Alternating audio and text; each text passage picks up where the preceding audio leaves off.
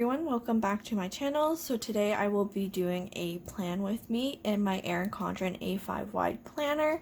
I will be using this kit from Simply a Mess called House of Horrors. I will just be using whatever kit leftovers are left in the kit. I've already used the kit in my print Prussian weeks planner where I plan out my day-to-day life, and this planner here I use my academic. If you want to see me plan in my print Prussian, you can check out my Instagram at Plan with Ashley Lynn. So today I will be putting down stickers for this week and talking about episodes 6 and 7 of Love is Blind. So we're on season 3 of Love is Blind. If you haven't watched it yet and want to watch it and don't want spoilers, I can ask you to not watch and stop at this point because there will be spoilers for episodes 6 and 7. Okay, so to begin, I like to go couple by couple and just give my thoughts on how things are progressing.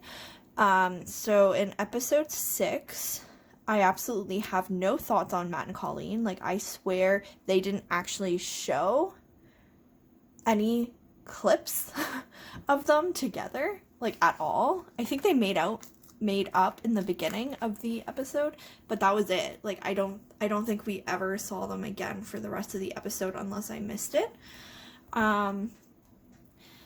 I'm like kind of on the border with Matt and wondering if, you know, it's just miscommunication or if it's anger issues and we should be worried about something more going on. Next is Nancy and Bartise. So at the beginning of the episode, I believe Nancy said that she was confident that her and Bartise would be making it down the aisle, which is, I don't know, like, did I miss something that happened in this episode? Like, when did they make up from the last episode? I don't know if it's just like poor editing job or things are happening off camera or everyone is just so disillusioned and like, I don't know what's going on. But yes, they've apparently made up, but I think things change. To me, Bartise seems really scared now that they're living together, especially he mentions this is his first time living with a woman, which is a little weird. Like, he's 25 years old, that this is his first time living with a woman. I also get a bit of a red flag from him in the sense that he says, you know, he's, you know, in the real world, he's emotionally unavailable, and I'm like, well, this is the real world. He also was like dancing around the question of her gaining weight, and to me that's a red flag, because especially if they're gonna have, I mean, first of all, it can happen for various reasons, like me getting sick, I gained a lot of weight, but also, like, if you have children and she wants the big family, then it's very possible that she'll also gain weight. So I don't know, it just, especially that question, I think it really answers the question that love is not blind. And I think it kind of highlights the difference between actual love versus infatuation. So I think Bartise is just infatuated with Nancy, but doesn't love her because it wouldn't matter if she gained weight or not. Bartise also, during this episode, he mentioned something. So he said, you know, we've gone through things together, we can get through anything. And I'm like, what have you gone through together? Like, you haven't had, like, any real challenges yet. And also mentioned, like, that she grew into his best friend. And again, I'm like, when did this happen? Like, you've only known each other for a few weeks. Like, when did she become your best friend? And then I guess kind of the biggest talking point was them talking about political difference, especially kind of their stance on abortion. I found it, I won't say too much on it, but I found it a bit weird that Bartise's stance was like putting a number on things, like, oh, you know, one time is fine, but after that's not fine. And so I'm guessing the fact that he's against it except for one time is that either, like, him, like, one of the partners he's been with or someone he knows closely has had an abortion. And in that case, it was okay. But every other case is a different story. Just overall, I just want to say, like, I appreciate Nancy for kind of standing her ground on her political stance and explaining her reasoning behind things, because, you know, going into especially a marriage, let alone a relationship, like, at least for me, I think having similar political stances are important, especially when it comes to these fundamental issues that you might impact your relationship and your marriage.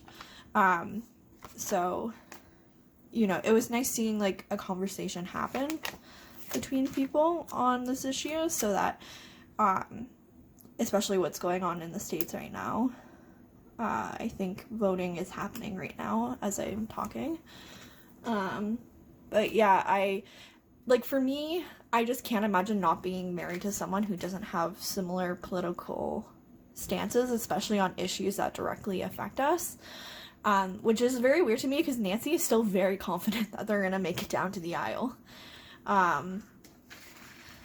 And I'll talk a little bit more about this when I go over episode 7, but for now I'll talk about Cole and Zainab. So I get the passive aggression coming from Zainab. I think I've talked about this before, you know, especially because, you know, often, like, we're not men's mothers. Like, we're not here to be your mother. You need to grow up and figure your shit out. And especially, I don't know, just the fact that, like, men can be irresponsible and then women have to, women have to take on the serious roles and be the serious one, and, it leads to a lot of frustrations, I think, and so I completely understand her stance of where it's coming from. Also, again, they've, like, it's weird to me that, like, similarly as Bartiz, Cole mentioned that they've, like, overcome a lot in the last few days, and I'm like, you've literally been dating for a couple weeks, what are you overcoming? And both of them are overcoming, like, being physically attracted to other people. Like, that's not something you work on together. Like, it's not something that, like, Nancy and Zainab are experiencing. They're experiencing the effects of it, but they're not experiencing it themselves. It's Cole and Bartiz. And so I'm confused what they're overcoming, and I'm confused, you know, what they expect in a marriage. Also, like, a marriage, you shouldn't be overcoming a lot. Like, you don't need to, there are some sacrifices and some things you need to work on together, but you shouldn't be so incompatible that, you know, it's this huge mountain of challenges you need to overcome. Also, I just feel like this couple, like, again, they're just not compatible. They kind of have everything working against them, so I don't think they'll work out, especially because, you know, Cole doesn't have the approval of his parents.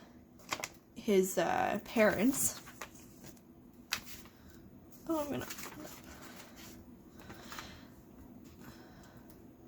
So, and that seems very important to Zainab, so I think, like, with that also working against them, that they will not work out together. Also, I found, like, and I've talked about this before too, how just, like, everyone's thoughts on the show is, like, this is such a unique experience, no one knows what we're going through, you know, it's so vulnerable, and I'm like, well, dating someone seriously is vulnerable. Like, I still don't really get the difference other than just blind dating someone for a week. But I don't know. I'm also a pretty, like, open book person, so it's easy for me to be somewhat vulnerable with people. Next up we have Raven and SK. So,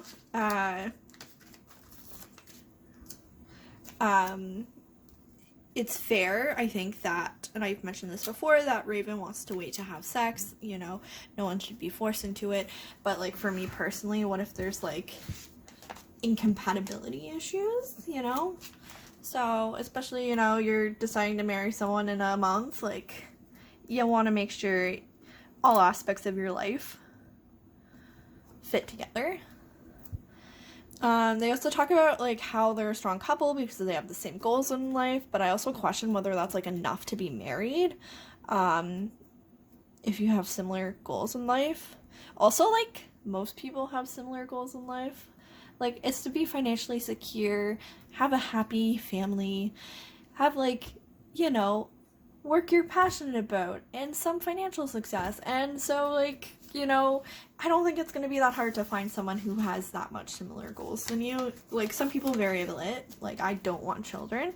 I want to be focused on my work. And my partner wants that too. And I know not everyone feels that way, and some people do want children, but, like, there's no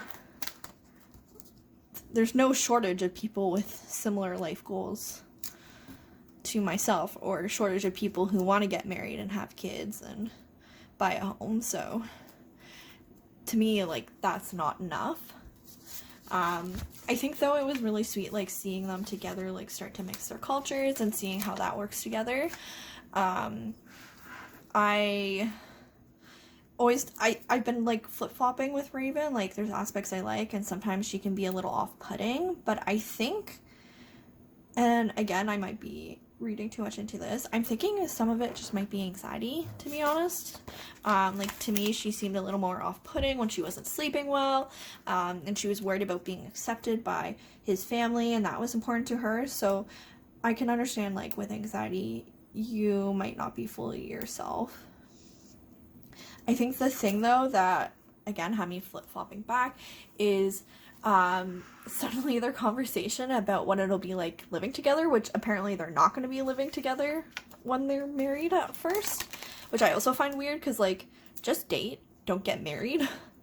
So SK will be going to grad school, and this is something I can't speak on about because I am currently a PhD student. You know, I've done my master's and now I'm in the PhD program. My partner is working full-time and I am a grad student, so I understand. We're also engaged and living together. I understand the difficulties of it, but it's just, like, weird to me that she's not willing to kind of sacrifice and support him through that. And I don't know, I just, like, especially if you're married, like, you're working together as a couple. Like, you can't just pick and choose what you're gonna support them through. Like, I understand if you're dating early on, like, they don't have to support you financially. And he didn't actually expect that at all. But she mentioned wanting to be completely independent, living on her own, living the life she is living. And I don't know, it's weird to me that you wouldn't want to sacrifice that huge thing for your partner. Because grad school is very, like, it's not just, you know, financially stressful, it's stressful in all aspects of your life as well.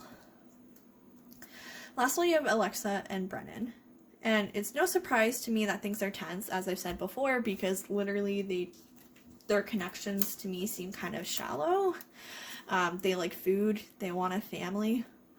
And I think we're seeing things really tense up because also they seem like they're from pretty different worlds. Like, it was kind of hinted at that, like, Alexa had money when she mentioned, you know, being able to, you know, she never wears the same outfit twice, but I didn't really understand till I saw the house she grew up in, and I'm like, oh, okay, like, you're not just, like, financially secure, you're rich. And, you know, just trying to match that up with Brennan, and his experience growing up in poverty is hard, and, you know, money is something I'm pretty anxious about due to my background, and so I understand where he's coming from, like, having anxieties about, you know, not wanting to end up in poverty again. And it's just, like, such a difference that Alexa, you know, like, for her, money is not a consideration.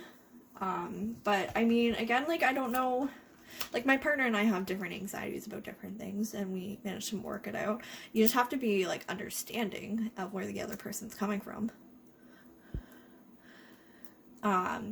I think something that also worries me about them, though, is Brennan seems like he's so in love with the idea of marriage that he's willing to make whatever sacrifices. Like, to me, he seemed a little hesitant on certain things that Colleen has mentioned am I saying Colleen? Alexa has wanted for the marriage, like a prenup. I think there's something around, like, with their children growing up in the episode before.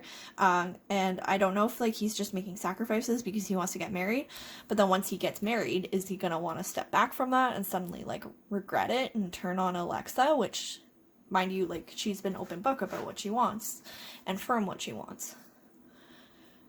Okay, so now I'll jump into episode 7 while I plan the rest of my week. So I'll start again with Alexa and Brennan because that's how the episode started off. So he, you know, I'm just surprised that like the dad wants Alexa to have the same lifestyle that, you know, he's given her, and to me that seems quite out of touch. I mean, it sounds like Brennan has a good job, but I don't know if it's just like her family is so out of touch with what's actually like achievable in the real world, and like so out of touch with not having to think about finances. I don't know, it's weird to me. Zainab and Cole, I guess I'll say kind of two things. One is I keep like making excuses for Cole and Bartiz because they're young. They're like 25, 26. But like, no, a 26 and a 25-year-old knows how to act better. Like, I'm 27, my partner's 27, and you know, we can act like actual adults.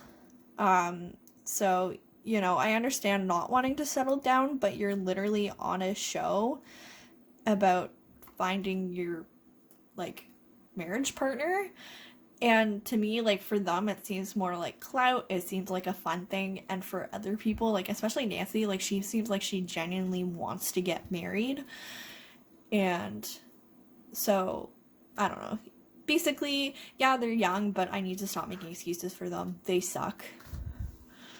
And I keep also forgetting like Cole was married before, so he should have like decent like understanding of like how a marriage works, especially since it was a failed marriage. So like I'm confused why he expected anything differently.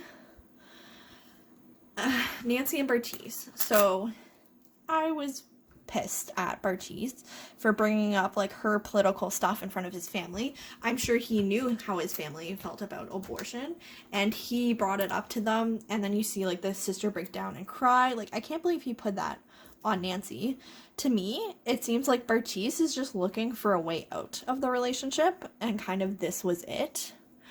I was also a little confused because like this happened, and then later in the episode we see like Nancy crying, and like I literally looked at my phone, looked up, and Nancy was crying and saying the relationship was over, and I'm like, what happened? Like I had to rewind, and I guess Bartiz is pulling away from the relationship. I think he was just looking for an excuse. He was always pulling away.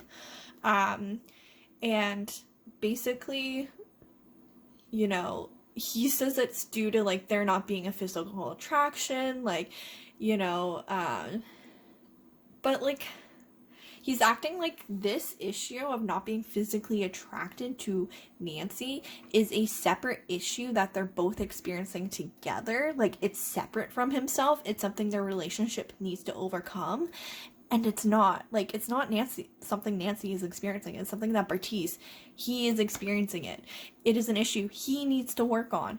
If he can't work on it, then he needs to break up with her. Because, my God, this isn't a separate issue. Like, it's not also an issue I feel like most couples go through.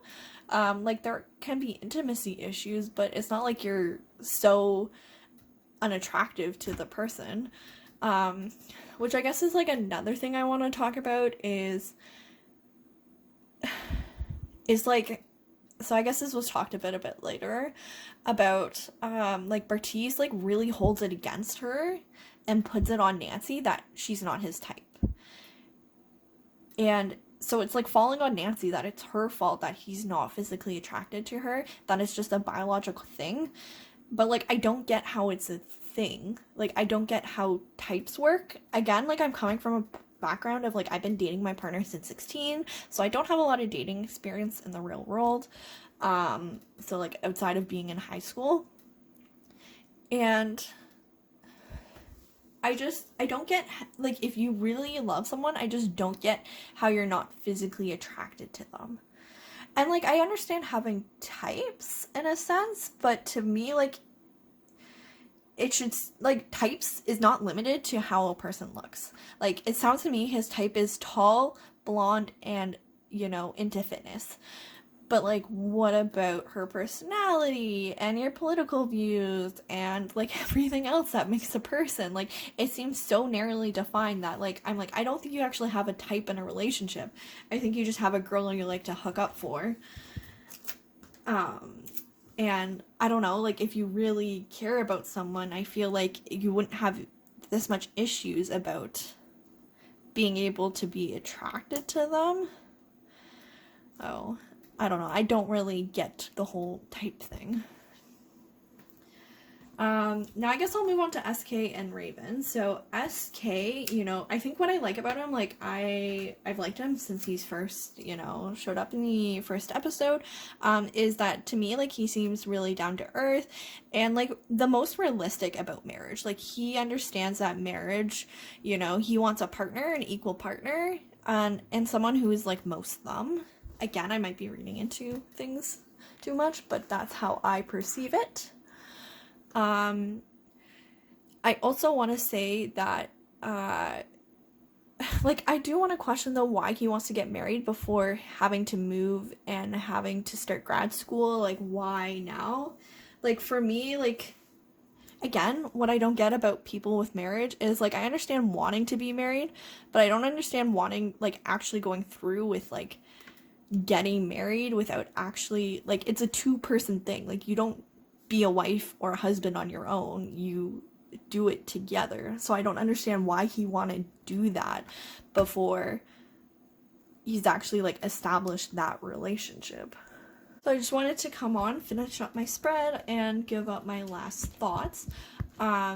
So first off, with SK and Raymond, I just want to say I was kind of pissed that her friends were saying that he's robbing, you know, Raven out of a fairy tale, because again, that's not what marriage is. Again, it shouldn't be, like, so hard that you need to, like, overcome everything, but again, it's not like a perfect fairy tale where you're supported and someone takes care of you. Like, it's an equal partnership. So yeah, that was we'll see how they work out. But I want to talk about when they all got together before I end off. Oh, maybe I'll move these down. So basically, when we saw everyone come together, you know, we saw suddenly all the drama increase. Like, that's another thing. Like, Bartice and Andrew seemed fine. Like, not great, but somewhat fine. Better than how they were acting on vacation until they, like, saw the other people they were what? But yeah, anyways, we saw Andrew come back, which I was so excited about. In the sense of, like, you know, he's a creepy person and Nancy shouldn't want to be with him, but I still think, like, you know, this is still entertainment, so I was excited to see him come back. And actually, he didn't bother me too much. I think this is curved. He didn't bother me too much. Like, he didn't seem genuinely horrible where I wanted to throw up or shiver every time he talked. But, and I was kind of expecting this too, what didn't surprise me was Bartice suddenly being jealous when Andrew showed up. Which, like, of course, like, you've been going on and on about how attracted you are to Raven, and then another guy shows up, and then suddenly, you're jealous. Jesus Christ. So, yeah, that was good drama.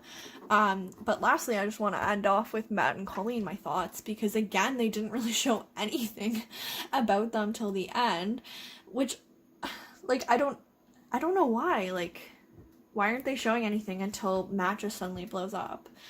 But I do want to say, like, I'm still really confused, and I think it's because they're not showing stuff. Like, it is uncool to flirt with people. You shouldn't flirt with people when you're engaged. But I feel like Matt would have blown up. Like, I'm getting serious weird vibes from him. Like, I feel like he would have blown up no matter what Colleen did, even if she flirted or didn't flirt. And I feel like nothing she could do could convince him that, like, to me, he seems controlling. And yeah, she shouldn't have flirted, but I don't know. I'm getting weird vibes from him.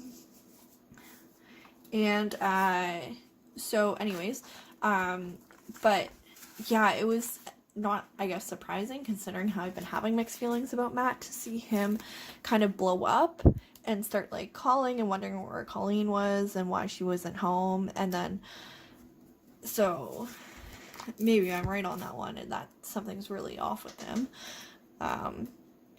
But again, it's hard to tell without, you know, not actually getting to see him at all.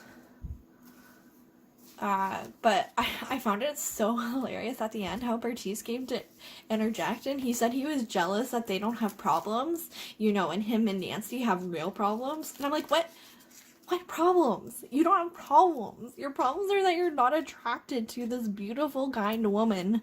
Like, shut up, Bertice. So I found that kind of hilarious. And yeah, so that's my kind of overall thoughts on the episode 6 and 7. Normally I end off with who I'm cheering for most. Oh my god, I don't even know. I don't know at this point. I'm maybe Raven and SK if she can kind of get over the fact that, you know, she'll have to support him, but yeah, no one, I guess, is who I'm cheering for. I don't think anyone should end up together. Who I think will end up together, I guess my predictions is, I think Alexa and Brennan will get married. I'm though worried in the future how their relationship will progress, especially with, you know, Alexa and her family having high expectations of him, and I don't know how realistic it is for him to actually, you know, reach those goals, as well as, like, cultural differences when they actually, you know, start to have children and raising the children, how that'll go. SK and Raven, I think Raven will break up with him. I think, you know, the fact that, you know, he's going to be working through a degree and not have a great job and not be able to save money is going to turn her off. Nancy and Bertice, I think Bertice is going to break up with Nancy, or maybe Nancy will have good sense and break up with him.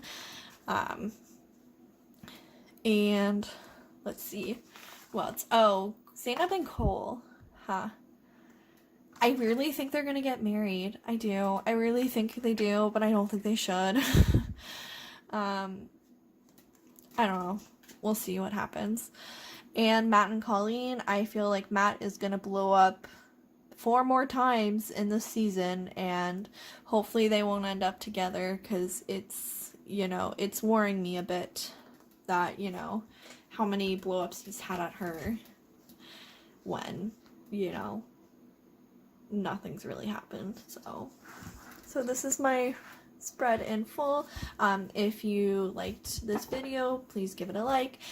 If you have any thoughts on episode 6 or 7, leave them down in the comments, and I look forward to talking about this next week.